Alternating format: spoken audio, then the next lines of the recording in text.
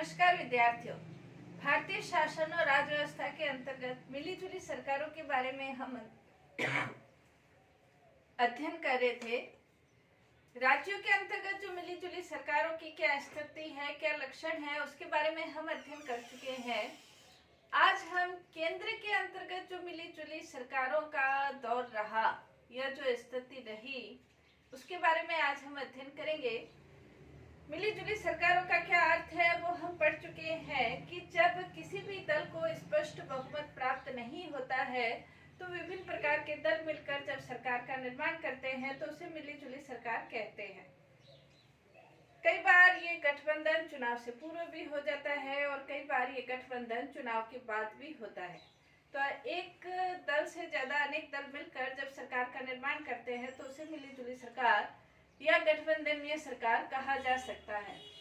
कश्यप और गुप्त के शब्दों में हम कह सकते हैं मिलीजुली सरकार राजनीतिक समुदायों तथा शक्तियों का गठजोड़ है जो अस्थायी और कुछ विशिष्ट प्रयोजनों के लिए होता है। राजनीतिक दलों का ये मिलन सरकारों के निर्माण के लिए भी हो सकता है और राजनीतिक दलों का ये निर्माण सरकारों की रक्षा के लिए भी हो सकता है। राजनीतिक रूप से यदि देखा जाए गठबंधनीय सरकारों का क्या स्तर रहा है या गठबंधनीय सरकार किस प्रकार से कार्य करती है, केंद्र के स्तर पर देखा जाए तो 1977 से पहले केंद्र के अंतर्गत गठबंधनीय सरकारों की स्थिति नहीं थी। कांग्रेस को स्पष्ट बहुमत प्राप्त होता था।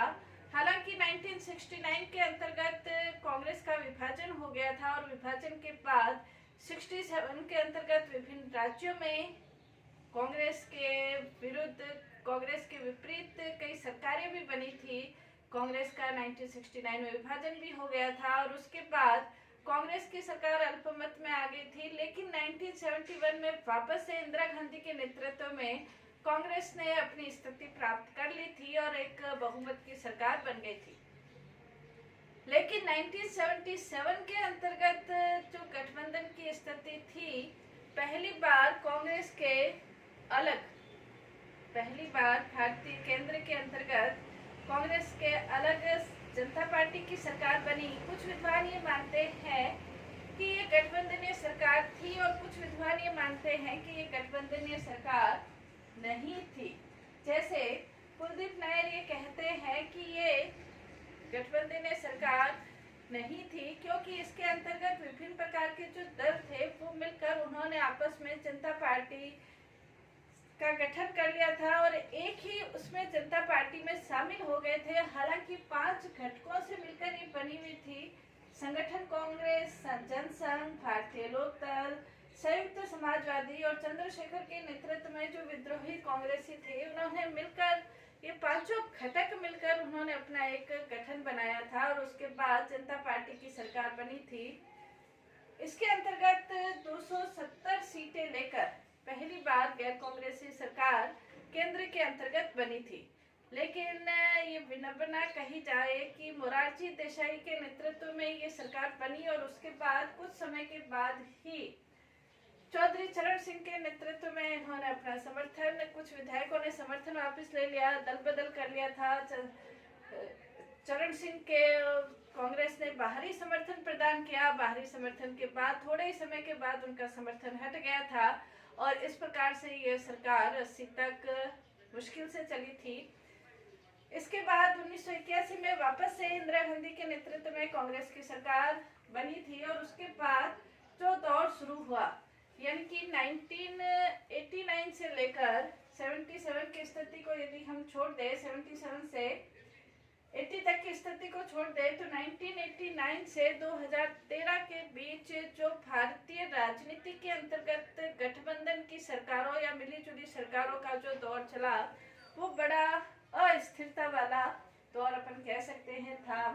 इसके अंतर्गत यदि देखा जाए तो 89 के अंतर्गत वीपी सिंह के नेतृत्व में राष्ट्रीय मोर्चे की सरकार बनी थी और ये राष्ट्रीय मोर्चे की जो सरकार थी दिसंबर 89 से अक्टूबर 90 तक ये सरकार बनी। उसके बाद वीपी सिंह की सरकार वाम मोर्चा और भाजपा के समर्थन के आधार पर बनी थी। थोड़े समय के बाद भाजपा ने अपना समर्थन वापस ले लिया। वीपी सिंह सरकार धाराशायी हो गई थी। उसके बाद चंद्रशेखर की सरकार को कांग्रेस ने अपना समर्थन दिया था, लेकिन समर्थन थोड़े ही समय के बाद उन्होंने अपना समर्थन वापस ले लिया था। और फिर 1991 के अंतर्गत वापस से लोकसभा चुनाव हुए। लोकसभा चुनाव के अंतर्गत नरसिम्हा राव के नेतृत्व में कांग्रेस की गठबंधनीय सरकार बनी। हालांकि ये जो सरकार थी, इसे भी दबाव प्रति दबाव का सामना करना पड़ा था और हमेशा, क्योंकि विभिन्न दलों से मिलकर ये सरकार बनी, इसलिए हमेशा उनके सिर पर भी एक तलवार लटकती रहती थी कि कभी भी कोई भी दल समर्थन वापस लेके कभी भी इस सरकार को गिरा सकता है, धाराशायी कर सकता है। इस प्रकार की असमंजस की, अनिश्चितता की स्थिति का भारतीय राजनीति का दौर चल रहा था। लेकिन ये नरसिम्हा राव के नेतृत्व में ये सरकारों ने अपने 5 साल पूरे किए। उसके बाद 1996 के अंतर्गत 11वीं लोकसभा के जो चुनाव हुए, 11वीं लोकसभा के चुनाव के अंतर्गत भारतीय जनता ने 96 से 97 तक करीब 3 सरकारों का काल देखा था। यानी कि 11वीं लोकसभा के अंतर्गत मई 96 के अंतर्गत भाजपा के नेतृत्व के अंतर्गत यदि देखें तो अटल बिहारी वाजपेयी की सरकार बनी थी और वो बहुमत साबित नहीं कर पाई थी। सबसे बड़ी पार्टी होने के नाते उसे आमंत्रण दिया गया था और 13 दिन की ही सरकार ये चली थी। और उसके बाद फिर देवेगौड़ा ने 13 दलों के सहयोग से अपनी सरकार बनाई। उनके 325 दिन तक, गुजराल की 15 दलों के सहयोग से सरकार बनी। 332 दिन तक ये सरकार चली। यानी कि कोई भी सरकार जो है वो अपना 1 साल का कार्यकाल भी पूरा नहीं कर पाई थी। तो इस प्रकार से ये सरकारें चलती रही। 96 से 97 पर 3 प्रधानमंत्रियों का काल भारतीय जनता ने अस्थायित्व का काल, असमंजस का काल, अनिश्चितता का काल देखा। 12वीं लोकसभा के चुनाव में फिर वाजपेयी के नेतृत्व में, अटल बिहारी वाजपेयी के नेतृत्व में 18 दलों के सहयोग से मिलकर गठबंधन की सरकार बनी थी। और ये, हालांकि वाजपेयी का जो नेतृत्व था वो एक निश्चित नेतृत्व था, लोगों को उसमें विश्वास भी था, लेकिन फिर भी सत्ता की राजनीति के चलते हुए ये सरकार भी अपना कार्यकाल पूरा नहीं कर पाई और 18 दलों के मिलकर ये जो सरकार बनी थी 99 में, उनका पतन हो गया था। यानी कि 19 मार्च से लेकर 17 अप्रैल 99 तक ये सरकार चली थी। इसके बाद 13वीं लोकसभा के चुनाव हुए। 13वीं लोकसभा के अंतर्गत 1999 के अंतर्गत 1999 के अंतर्गत वाजपेयी के नेतृत्व में सरकार बनी थी। हालांकि कई दलों से, 20 दलों से मिलकर ये सरकार बनाई गई थी और इसका कार्यकाल अक्टूबर 2004 में पूरा होना था। लेकिन विधानसभाओं के चुनाव के नतीजों को देखते हुए फरवरी 2004 में लोकसभा को भंग कर दिया था और बीजेपी ने अपना नारा शाइन इंडिया दिया था। और उसके बाद ये लगा था कि हो सकता है वापस से बीजेपी को नेतृत्व हासिल हो, लेकिन ऐसा नहीं हुआ। किसी भी दल को कोई भी पूर्ण बहुमत प्राप्त नहीं हुआ। लेकिन कांग्रेस सबसे बड़ी पार्टी के रूप में उभर कर आई और 2004 के अंतर्गत मनमोहन सिंह के नेतृत्व में कांग्रेस की सरकार, कई दलों से मिलकर कांग्रेस की सरकार बनी। 15वीं लोकसभा के अंतर्गत भी 23 दलों के से मिलकर 2009 के अंतर्गत कांग्रेस की सरकार बनी। यानी कि कहने का तात्पर्य 1989 से लेकर 2013 तक जो स्थिति थी भारतीय राजनीति के अंतर्गत, वो एक गठबंधनीय सरकार की स्थिति थी। ऐसा लगने लगा था कि भारत के अंतर्गत अब किसी भी दल को स्पष्ट बहुमत प्राप्त नहीं होगा।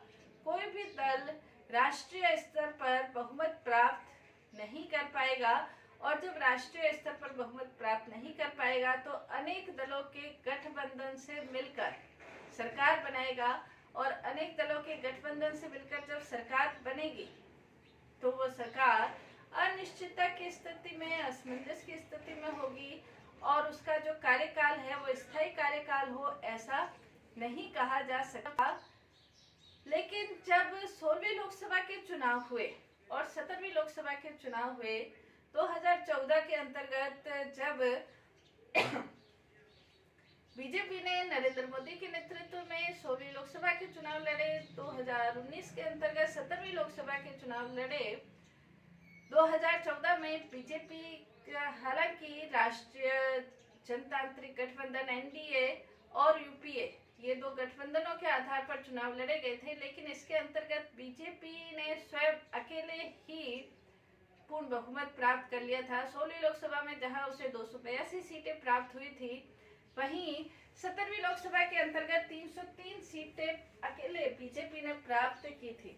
यानी कि अब जो भारतीय राजनीति के अंतर्गत जो स्थिति थी, गठबंधन की स्थिति थी, जिसके कारण से राजनीति के अंतर्गत अनिश्चितता की स्थिति थी, वो दौर वर्तमान समय खत्म होता हुआ, केंद्रीय स्तर पर खत्म होता हुआ नजर आता है।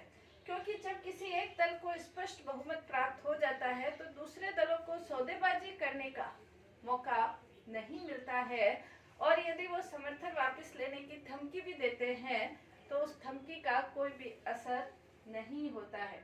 तो इस आधार पर हम कह सकते हैं कि केंद्र के स्तर पर जो गठबंधनीय सरकारों की जो स्थिति थी, विभिन्न प्रकार के गठबंधन मिलकर राजनीति की जो विशेषताएं देखने को मिलती है, केंद्र के स्तर पर वो कुछ ऐसी विशेषताएं देखने को मिलती है। हालांकि 16वीं और 17वीं लोकसभा के अंतर्गत भी बीजेपी को पूर्ण बहुमत प्राप्त होते हुए भी विभिन्न दलों के गठबंधन से मिलकर ये सरकारें बनी हैं, जिसके अंतर्गत तेलुगु देशम, अकाली दल, शिवसेना, समाजवादी पार्टी, ये विभिन्न दलों इस सरकार के अंतर्गत शामिल है। लेकिन उसे गठबंधनीय सरकार इसलिए नहीं कह सकते कि ये अगर गठबंधन अलग भी हो जाए तो भी सरकार के ऊपर कोई फर्क नहीं पड़ेगा। गठबंधनीय सरकारों के कारण क्या स्थिति रही, क्या विशेषताएं रही, वो हम देख सकते हैं। पहला, इसके अंतर्गत स्पष्ट और संपूर्ण जनादेश का अभाव। जो भी गठबंधनीय सरकारें रही है 1989 से लेकर यदि हम देखें 2013 तक की जो स्थिति है, उसके अंतर्गत स्पष्ट जनादेश किसी भी एक दल को प्राप्त नहीं हुआ है। और जब किसी भी एक दल को स्पष्ट जनादेश प्राप्त नहीं होता तो विभिन्न प्रकार के दल मिलकर जब सरकार का निर्माण करते हैं तो हम ये नहीं कह सकते हैं कि अमुक दल को स्पष्ट जनादेश प्राप्त हुआ है। यहाँ तक कि जो देवगौड़ा प्रधानमंत्री बने थे तब वो किसी भी दल के, किसी भी सदन के सदस्य नहीं थे, न लोकसभा न राज्यसभा के सदस्य थे, फिर भी वो प्रधानमंत्री बने थे। गुजराल राज्यसभा के सदस्य थे जब वो प्रधानमंत्री बनाए गए थे, और जब देवगौड़ा को प्रधानमंत्री बनाया गया था मात्र उनके पास 54 सदस्य थे, उसके आधार पर उनको प्रधानमंत्री बना दिया गया था। ऐसे 10% सीटों के आधार पर कोई प्रधानमंत्री बन जाए, ये बड़ी सोचनीय स्थिति भारतीय राजनीति के अंतर्गत देखने को मिली। नेक्स्ट, इसके अंतर्गत दिशाहीन सरकारें। सरकार दिशाहीन होती है क्योंकि इसके अंतर्गत विभिन्न प्रकार के दल जब शामिल होते हैं तो विभिन्न प्रकार के दल जब शामिल होते हैं तो ये सरकार के साथ सौदेबाजी करते हैं, और जब सरकार से सौदेबाजी करते हैं तो सरकार को किस दिशा में जाना चाहिए सरकार नहीं सोच पाती, क्योंकि उसके पास स्पष्ट बहुमत नहीं होता। हमेशा सरकार के ऊपर सत्ता खत्म होने का या सरकार गिरने की आशंका बनी रहती है, तो वो अपनी किसी योजनाओं को लागू करके भारत को एक दिशा की ओर बढ़ाए, ऐसा नहीं हो सकता है।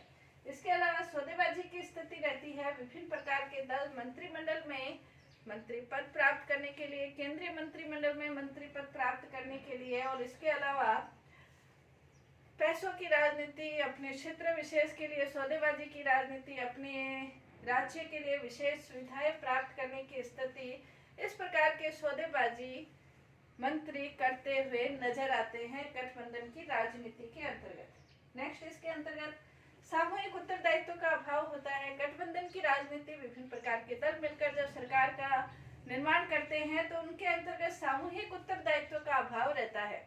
प्रत्येक दल अपनी अपनी राग, अपनी अपनी डफली बजाते हुए नजर आते हैं। कोई भी सरकार की तरफ से कोई एक सामूहिक वक्तव्य दिया जाए, इस तरह का स्थिति नहीं होती। जैसे वाजपेयी सरकार के महिला आरक्षण विधेयक के अंतर्गत पेट्रोल की जो वृद्धि हो रही थी, उसके अंतर्गत जो बेरोजगारी की स्थिति थी, सभी दल अपने अपने वक्तव्य देते हुए नजर आए। कुछ दल तो अपनी ही सरकार के विरुद्ध वक्तव्य देते हुए नजर आए। तो सामूहिक उत्तरदायित्व संसदात्मक शासन व्यवस्था का जो प्रमुख लक्षण है, उस आधार पर वो कार्य नहीं करते। सत्ता की राजनीति का खेल चलता है। प्रधानमंत्री कौन बनता है उससे कोई लेना देना नहीं होता। सभी ये चाहते हैं कि यदि हम प्रधानमंत्री बन जाए तो ठीक है, तो इस आधार पर हमारे दल का कोई प्रधानमंत्री बन जाए। इस आधार की राजनीति, सत्ता की राजनीति, प्रधानमंत्री नहीं तो उप प्रधानमंत्री बन जाए और उप प्रधानमंत्री नहीं तो केंद्रीय मंत्रिमंडल में स्थान मिल जाए। इस प्रकार की सत्ता की राजनीति गठबंधन सरकारों में चलती है। सत्ता संघर्ष देखने को मिलता है।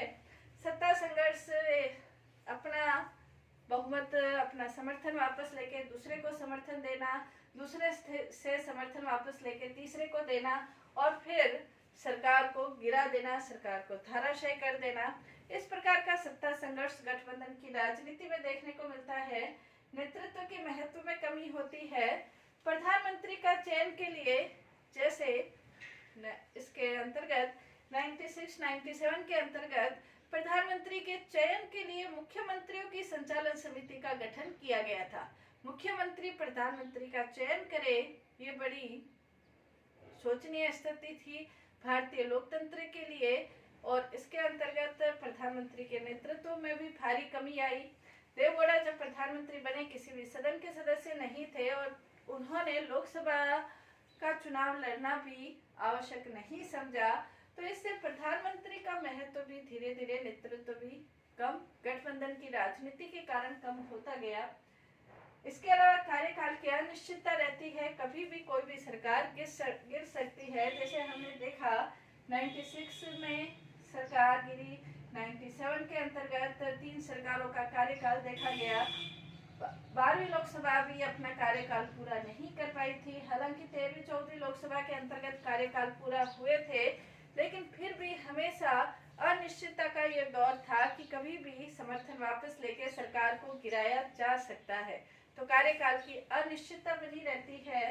केंद्र सरकार की स्थिति कमजोर रहती है। केंद्र सरकार अपना कार्य सुचारू रूप से संपन्न नहीं, केंद्र सरकार अपना कार्यकाल पूर्ण नहीं कर पाती, गिर जाती है, समर्थन वापस ले लिया जाता है। केंद्र सरकार की जो स्थिति है, महत्वपूर्ण जो राष्ट्रीय स्तर के फैसले हैं, राष्ट्रीय स्तर के फैसले लेने में केंद्र सरकार अपने आप को कमजोर पाती है, क्योंकि बिना दलों की सहमति के वो फैसले नहीं ले पाती। और ये स्थिति हमें 12वीं 13वीं लोकसभा के चुनाव के अंतर्गत, 14वीं लोकसभा के चुनाव, 15वीं लोकसभा के अंतर्गत भी देखने को मिली। महत्वपूर्ण राष्ट्रीय महत्व के फैसले लेने के लिए दूसरे दलों की सहमति की भी आवश्यकता, समर्थन की आवश्यकता पड़ती है। तो केंद्र सरकार की स्थिति कमजोर देखी गई गठबंधन सरकारों के अंतर्गत।